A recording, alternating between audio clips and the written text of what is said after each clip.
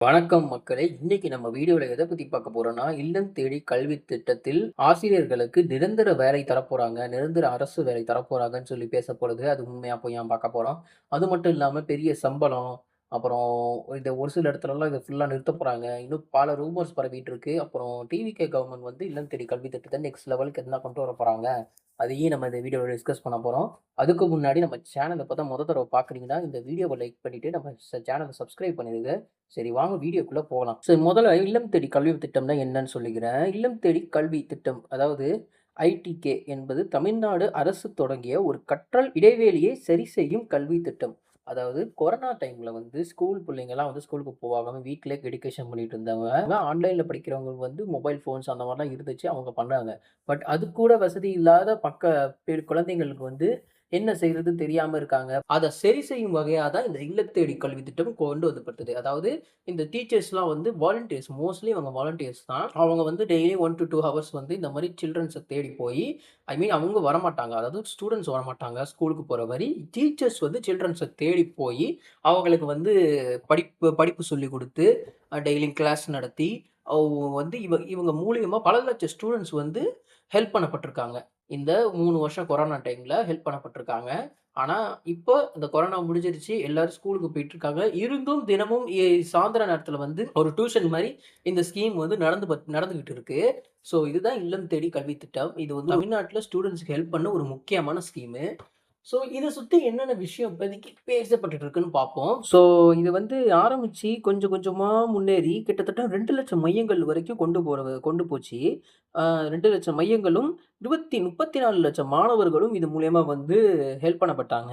ஆனா 2024லேருந்து 2025 வரைக்கும் இது எல்லா மையங்களையும் குறைச்சு சுமார் 50,000 மையங்கள் போன வருஷமே வெறும் 50,000 மையங்களா அத மாத்துனாங்க. அது மூலியமா அப்பயும் 8,00,000 குழந்தைகளுக்கு வந்து மாணவர்களுக்கு வந்து ஹெல்ப் பண்ணப்பட்டுச்சு. ஸோ, இந்த டைம்ல இன்னும் அந்த 50,000 மையத்த முழுசா எடுத்துருவாங்கன்னு சொல்லி ஒரு ரூமர் பரவுது. டிவிகே கவர்மெண்ட் வந்து அவங்க டிஎம்கே கொண்டு வந்த ஸ்கீம வந்து மொத்தமா நிறுத்தப் போறாங்கன்னு சொல்லி ஒரு பெரிய ரூமர் பரவிட்டு இருக்கு. ஆனா, அது ஒரு முழுக்க முழுக்க பொய்யானது. இப்போ வரைக்கும் அவங்க அஃபிஷியலா எதுவும் சொல்லப்படல. இத நாங்க நிறுத்தப் போறோம். இந்த ஸ்கீம்ஸ நாங்க இது பண்ண போறோம்ன்னு சொல்லி யாரும் வந்து இப்போதைக்கு பேசப்படல. ஸோ, இத வந்து நீங்க நம்பி ஏமாறாதீங்க. அதிகாரப்பூர்வமா ஒரு ஒரு அறிவிப்பு வந்துச்சுன்னா, நான் வந்து இந்த சேனல்ல அத பத்தி வீடியோ போடுவேன். ஸோ, அத பாருங்க.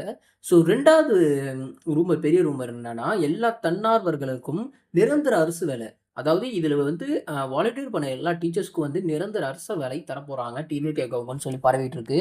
இதுவும் ஒரு முழுக்க முழுக்க ஒரு பொய்யானது. இல்லம் தேடி கல்வி என்பது தன்னார்வ அடிப்படையிலான கல்வி சேவை.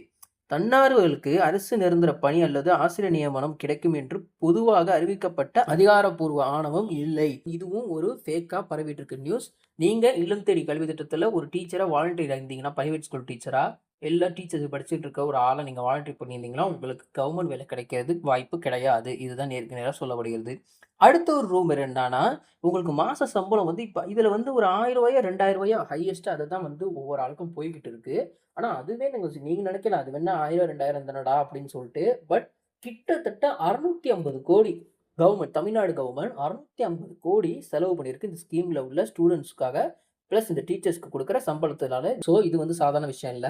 ஆனா இப்ப என்ன பேசியிருக்காங்கன்னா, இது எல்லா நம்பர்ஸையும் இப்ப குறைச்சதுனால 50,000 அதாவது 2,00,000 மையத்திலிருந்து 50,000 மையம் இப்போ வந்து 10,000, 5,000 ஆயிடும்னு நினைச்சு ஆடுறதுக்கு வாய்ப்பு இருக்கு. அது ஆனுச்சுன்னா, அதுல வந்து வாலண்டியர் பண்ற டீச்சர்ஸ்க்கு கிட்டத்தட்ட 25,000, 30,000 சம்பளம் வந்து குடுக்கறதுக்கு வாய்ப்பு இருக்குன்னு சொல்லி பேசப்படுது. இதுவும் ஒரு முழுக்க முழுக்க பொய்யான தகவல். இது WhatsAppலயும், YouTubeலயும் வந்து ரொம்ப பரவிட்டு இருக்கு. ஆனா இது முழுக்க முழுக்க பொய்யான தகவல். உங்களுக்கு இது மூலியமா பெரிய சம்பளம் கிடைக்க வாய்ப்பே கிடையாது. நீங்க வேற ஒரு வேலையோ, இல்ல வேற ஏதாவது நீங்க பார்க்குறது தான் உங்களுக்கு நல்லது. இது நீங்க எதிர்பார்த்தீங்கன்னா உங்களுக்கு கிடைக்க வாய்ப்பே கிடையாது. அது மட்டும் இல்லாம இப்போதைக்கு தமிழ்நாட்டுல நடந்துட்டு இருக்கிறது என்னன்னா, இல்லம் தேடி கல்வி திட்டம் 2.0 ஸ்கீம் தான் இப்ப நடந்துட்டு இருக்கு. அதாவது 2வது ஃபேஸ் இது. 2வது ஃபேஸ் மாரி நடந்துகிட்டு இருக்கு. ஸோ, அதுலயும் நெறைய மாற்றங்கள், ஏமாற்றங்கள் இந்த மாரிலாம் வரதுக்கு வாய்ப்பு இருக்கு. நீங்க உங்களுக்கு நான் சொல்றது ஒரே முக்கிய விஷயம் என்னன்னா, WhatsAppலயோ, YouTubeலயோ, Facebookலயோ, Instaலயோ பலரோட ஃபேக் மெசேஜஸ் இப்பலாம் ஏஐ வச்சு நெறைய ஃபேக் மெசேஜஸ் சிஎம்மே வந்து பேசி போடுற மாரிலாம் வந்து கிரியேட் பண்ணி போடுறாங்க. அதெல்லாம் நம்பாதீங்க. நீங்க வந்து அவங்க அஃபிஷியல் பேஜஸ் தமிழ்நாடோட government page, CM sir page, Vijay sir page இவங்க பேஜ்லாம் பாருங்க. நம்ம தமிழ்நாடு மினிஸ்டர், எஜுகேஷன் மினிஸ்டர் அவரோட பேஜும் இன்ஸ்டாலயும், Facebookலயும் அங்க பாருங்க. அவங்க வந்து எதா இருந்தாலும் போடுவாங்க. எஜுகேஷன் மினிஸ்டர் தான் இதுல முக்கியமான ஒரு ஆள். அவரு வந்து சொன்னா தான் இது எல்லாம் நடக்கும்.